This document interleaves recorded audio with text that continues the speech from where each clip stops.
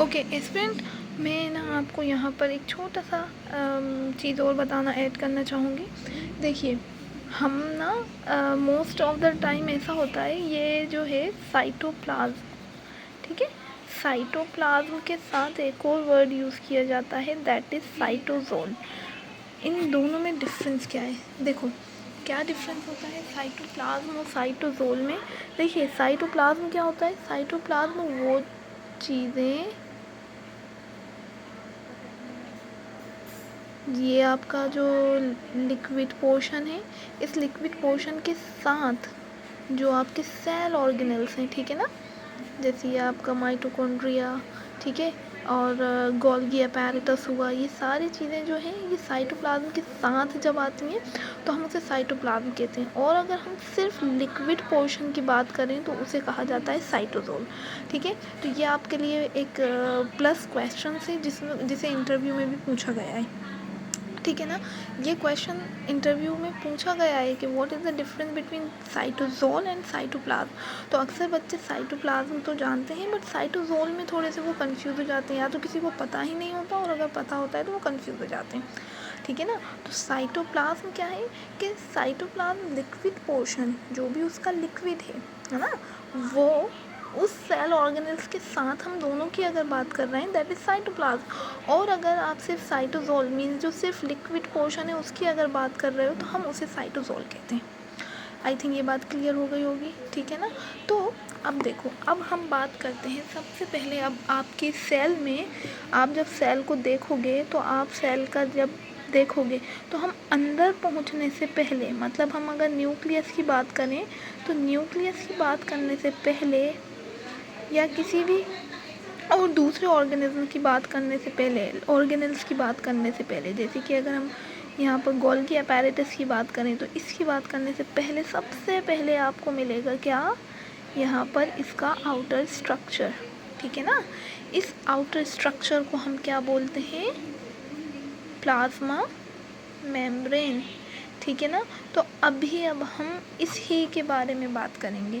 ये पूरा cell biology जो है आपका, बहुत सारे लेक्चर्स प्लाज्मा मेम्ब्रेन से रिलेटेड रहने वाले हैं।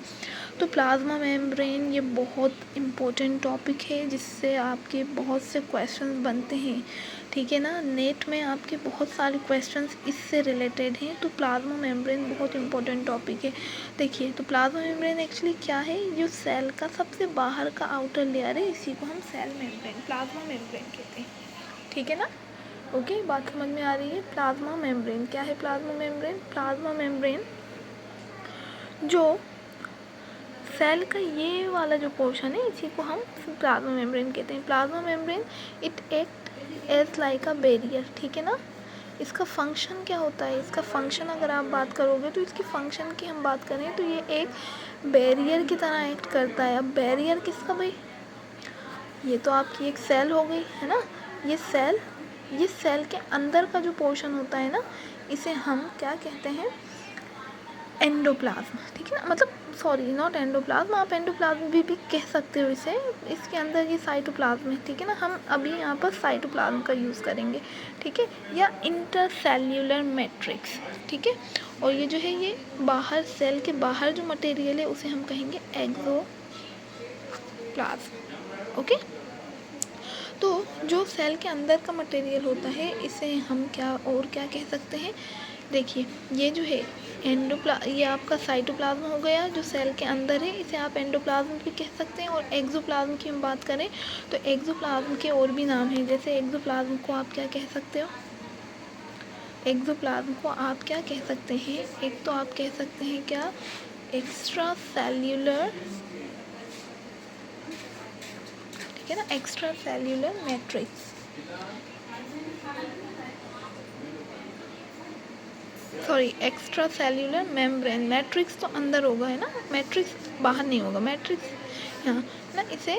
और एक और हम इसी को ही क्या, ECM हो गया ये, और इसी को ही आप कह सकते हैं एक्स्ट्रा सेल्यूलर फ्लूइड, ठीक है ना, ECF, एक है आपका ECM और दूसरा आपका ECF, ये इसी के नाम है। एक्सोप्लाज्म को ही हम एक्स्ट्रा सेलुलर मेम्ब्रेन या एक्स्ट्रा सेलुलर फ्लूइड भी कह सकते हैं, ठीक है ना। ओके, चलिए ठीक है। तो अब हमारा पूरा जो टॉपिक है वो प्लाज्मा मेम्ब्रेन के बारे में होने वाला है। तो एस्पिरेंट, अब हम यहाँ पे बेसिक से एडवांस की तरफ जा रहे हैं, ठीक है ना। एडवांस की तरफ हम जा रहे हैं। तो प्लाज्मा मेम्ब्रेन के बारे में, प्लाज्मा मेम्ब्रेन ये आपको समझ में आ गया। प्लाज्मा मेम्ब्रेन क्या फंक्शन होता है इसका। प्लाज्मा मेम्ब्रेन जो है वो सेल के अंदर का जो मटेरियल है और सेल के बाहर का जो मटेरियल है उसके बीच में एक बैरियर की तरह काम करती है। आप खुद देख रहे हो कि ऐसा बैरियर कि यहाँ से यहाँ पर कोई भी चीज़ आ जा नहीं सकती है, ठीक है ना, इस तरह से। ओके, आ भी सकती है तो वो ऐसा नहीं है कि बिल्कुल अगर कोई चीज़ ऐसी बैरियर में नहीं है, जैसे ये पेंसिल है, ठीक है ना, यहाँ पे अगर हम एक बैरियर ऐड कर दें तो ये पेंसिल उस बैरियर को नहीं क्रॉस कर पाएगी। हाँ, अगर पेंसिल की जगह आप वाटर को करोगे तो वाटर इस बैरियर को क्रॉस कर जाएगा, ठीक है। तो मतलब मेरा कहने का ये हुआ कि ये प्लाज्मा मेम्ब्रेन एक तरह का बैरियर की तरह वर्क कर रही है, ठीक है ना, कि यहाँ से कुछ मॉलिक्यूल्स तो जा सकते हैं, कुछ मॉलिक्यूल्स नहीं जा सकते, ठीक है ना। तो फर्स्ट फंक्शन जो हम प्लाज्मा मेम्ब्रेन की बात करेंगे वो हो गया क्या आपका, कि ये एक तरह से एक बैरियर की तरह एक्ट करता है, ठीक है ना, ये फंक्शन। ओके, सेकंड इज़ कि यहाँ से कुछ ही मॉलिक्यूल्स, मतलब इसका दूसरा हम अगर कैरेक्टर बात करें तो ये है सिलेक्टिवली परमिएबल, ठीक है ना। सिलेक्टिवली परमिएबल का क्या मतलब हुआ। सिलेक्टिवली परमिएबल का मतलब हुआ कि जो हमारी प्लाज्मा मेम्ब्रेन है वो ऐसा नहीं है कि किसी को भी जाने देती है ना, ऐसा नहीं है। प्लाज्मा मेम्ब्रेन ऐसी है कि वो हर किसी को नहीं जाने देती, ठीक है ना। कोई जाता है, कोई नहीं जाता, कोई जा सकता है, कोई नहीं जा सकता, ठीक है ना। इस तरह से यहाँ पर ये प्लाज्मा मेम्ब्रेन वर्क करती है कि वो जिसे चाहती है उसे जाने देती है। हर किसी भी मॉलिक्यूल, कोई भी ऐसा वैसा मॉलिक्यूल आर पार नहीं जा सकता है, ठीक है ना। सिलेक्टिवली परमिएबल का मतलब ये हुआ। परमिएबल से ही आप वर्ड समझ लो, परमिएबल में ही परमिशन छुपी हुई है, ठीक है ना, कि ये बहुत ही सिलेक्टिव मॉलिक्यूल्स को परमिट करती है आर पार जाने के लिए। क्लियर है, इतना समझ में आया। अगर आया तो please give a thumbs up, ठीक है ना। अब हम क्या बात करेंगे, प्लाज्मा मेम्ब्रेन के कंपोजिशन की, ठीक है ना। कंपोजिशन ऑफ प्लाज्मा मेम्ब्रेन, जो आपका नेक्स्ट टॉपिक है वो यही है, कंपोजिशन ऑफ प्लाज्मा मेम्ब्रेन के। इस प्लाज्मा मेम्ब्रेन का कंपोजिशन क्या होता है, मतलब ये कैसे जो बनी हुई है, ये किन किन चीज़ों से बनी हुई है। तो ये बनी है हमारे बायो मॉलिक्यूल से, ठीक है ना। किससे मिलकर बनी है, बायो मॉलिक्यूल से, ठीक है ना। ये हमारी प्लाज्मा मेम्ब्रेन इस बायो मॉलिक्यूल से मिलकर बनी है। ओके, अब ऐसे ही अगर आप देखोगे तो बायो मॉलिक्यूल्स आपको पता है, बायो मॉलिक्यूल्स जैसे कि लिपिड, ओके, हमारे कार्ब एंड किसकी बात करें हम, प्रोटीन, ठीक है ना।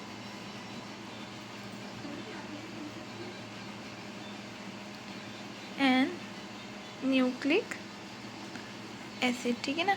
ये हमारे बायोमोलिक्यूल्स हैं। मतलब प्लाज्मा मेम्ब्रेन के अगर कंपोजिशन की अगर आप बात करोगे तो आपको क्या क्या मिलेगा, लिपिड, कार्बोहाइड्रेट्स, प्रोटीन और न्यूक्लिक एसिड। देखो ये दो तो आपको अबेंडेंट हैं, मतलब प्लाज्मा मेम्ब्रेन में लिपिड और प्रोटीन तो आपको मिलेगा ही मिलेगा, ठीक है ना। ये दो चीज़ें आपको परमानेंट मिलनी है। हाँ, कार्बोहाइड्रेट इन सम केसेस, ठीक है ना। कुछ केसेस में ऐसा होता है कि आपको कार्बोहाइड्रेट भी प्लाज्मा मेम्ब्रेन में मिल जाता है, ठीक है। मतलब कि लिपिड हमें मिल रहा है, प्रोटीन भी मिल रहा है, कार्बोहाइड्रेट हमें कहीं कहीं देखने को मिलता है, ठीक है ना। तो यहाँ पर जो कंपोजिशन है प्लाज्मा मेम्ब्रेन का वो कैसे बनती है, बायोमोलिक्यूल्स से मिलकर बनती है। और बायोमोलिक्यूल्स क्या क्या हैं, लिपिड, कार्बोहाइड्रेट्स, प्रोटीन और न्यूक्लिक एसिड, ठीक है ना। अच्छा, बायोमोलिक्यूल्स होते क्या है, यस, बायोमोलिक्यूल्स क्या होते हैं, बायोमोलिक्यूल्स जो कि क्या करते हैं, सेल को लाइफ देते हैं, ठीक है ना।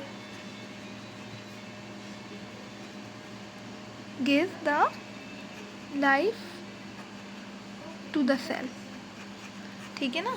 मतलब वो मॉलिक्यूल्स, बायो मतलब आपको आई थिंक पता है, बायो का मतलब होता है क्या, लिविंग या लाइफ, सॉरी चलो हम लाइफ ही लिख देते हैं, ठीक है ना। बायो मतलब क्या, लाइफ, और मॉलिक्यूल्स आप जानते हैं तो वो चीज़ें जो सेल को लाइफ देते हैं, सेल को बनाते हैं, उन्हीं को हम बायो मॉलिक्यूल्स कहते हैं, ठीक है ना। सेल की जो लाइफ प्रोवाइड करवाते हैं उन मॉलिक्यूल्स को कहा जाता है बायो मॉलिक्यूल्स, ठीक है। तो ये जो बायो मॉलिक्यूल्स हैं यहाँ पे 4 टाइप्स के होते हैं, लिपिड, कार्बोहाइड्रेट्स, प्रोटीन और nucleic acid. Lipid, carbohydrates, protein and nucleic acid. Plasma membrane में सबसे ज़्यादा आपको लिपिड और प्रोटीन देखने को मिलेगा, और कार्बोहाइड्रेट भी कुछ कुछ केसेस में हमें कार्बोहाइड्रेट भी देखने को मिलता है, ठीक है। यहाँ तक क्लियर है? अगर है तो please give us thumbs up and okay. Now अब नेक्स्ट टॉपिक देखो, अब आप इसका, मैंने आपको बताया कि जो इसका